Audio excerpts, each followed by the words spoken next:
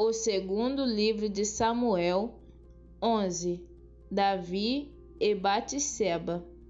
Na primavera seguinte, época do ano em que os reis costumavam sair para a guerra, Davi mandou que Joabe, os seus oficiais e o exército israelita fossem atacar os inimigos. Eles venceram os amonitas e cercaram a cidade de Rabá, mas Davi ficou em Jerusalém. Uma tarde, Davi se levantou, depois de ter dormido um pouco, e foi passear no terraço do palácio. Dali viu uma mulher muito bonita tomando banho. Aí ele mandou que descobrissem quem era aquela mulher e soube que era Batseba, filha de Eliã e esposa de Urias, o heteu. Então Davi mandou que alguns mensageiros fossem buscá-la. Eles a trouxeram e Davi teve relações com ela. Batseba tinha justamente terminado o seu ritual mensal de purificação. Ela voltou para casa e depois descobriu que estava grávida e mandou um recado a Davi contando isso. Davi mandou então esta mensagem a Joabe: mande que Urias, o heteu, venha falar comigo. E Joabe obedeceu. Quando Urias chegou, Davi perguntou a ele se Joabe e as tropas estavam bem e como estava indo a guerra. Depois disse a Urias: vá para casa e descanse um pouco. Urias saiu e Davi mandou levar um presente à casa dele. Mas Urias não foi para casa.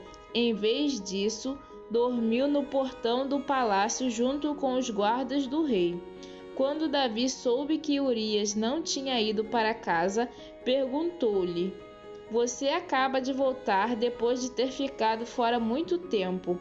Por que não foi para casa?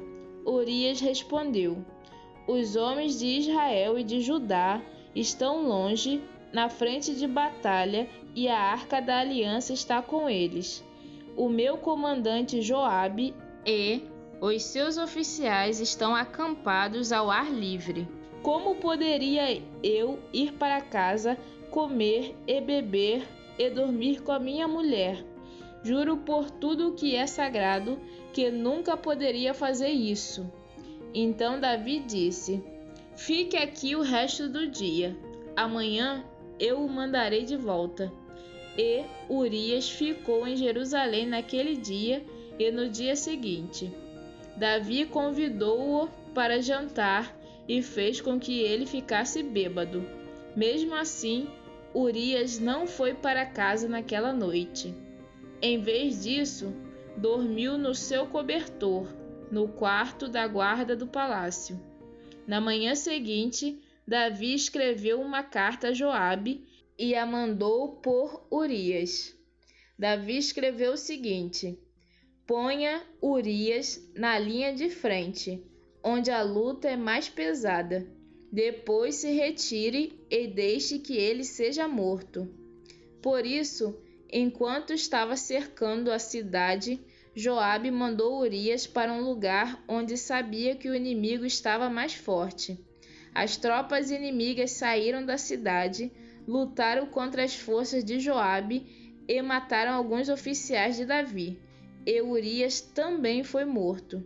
Então Joabe mandou a Davi notícias da batalha. Ele disse ao mensageiro o seguinte: se, depois que você contar ao rei tudo sobre a batalha, ele ficar zangado e perguntar: por que vocês chegaram tão perto da cidade para lutar com eles? Não viram que eles poderiam atirar flechas do alto da muralha? Vocês não lembram como Abimeleque, filho de Jerubezete, foi morto? Foi na cidade de Tebes, onde uma mulher atirou de cima da muralha uma pedra de moinho e o matou. Então, por que vocês chegaram tão perto da muralha? Se o rei perguntar isso, responda: Urias, seu oficial, também foi morto. Então o mensageiro foi e disse a Davi o que Joabe tinha mandado. O mensageiro disse assim: os inimigos eram mais fortes do que nós e saíram para fora da cidade para lutar em campo aberto. Mas nós os forçamos a voltar para o portão da cidade.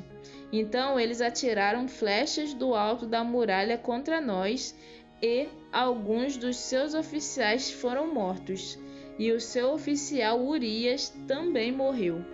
Davi respondeu ao mensageiro: Anime Joabe e diga-lhe que não fique preocupado, pois numa batalha nunca se sabe quem vai morrer. Diga-lhe que ataque com mais força até conquistar a cidade. Batseba soube que o marido tinha morrido e chorou por ele. Depois que passou o tempo de luto, Davi mandou trazê-la para o palácio. Ela se tornou sua esposa e lhe deu um filho, mas o Senhor não gostou do que Davi tinha feito.